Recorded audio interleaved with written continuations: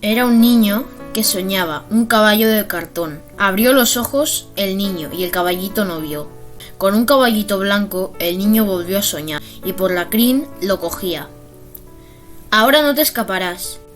Apenas lo hubo cogido, el niño se despertó. Tenía el puño cerrado. El caballito voló. Quedándose el niño muy serio pensando que no es verdad, un caballito soñando, y ya no volvió a soñar. Pero el niño se hizo mozo, y el mozo tuvo un amor, y su amada le decía: ¿tú eres de verdad o no? Cuando el mozo se hizo viejo, pensaba: todo es soñar, y el caballito soñando, y el caballo de verdad. Y cuando le vino la muerte, el viejo a su corazón preguntaba: ¿tú eres sueño? ¿Quién sabe si despertó?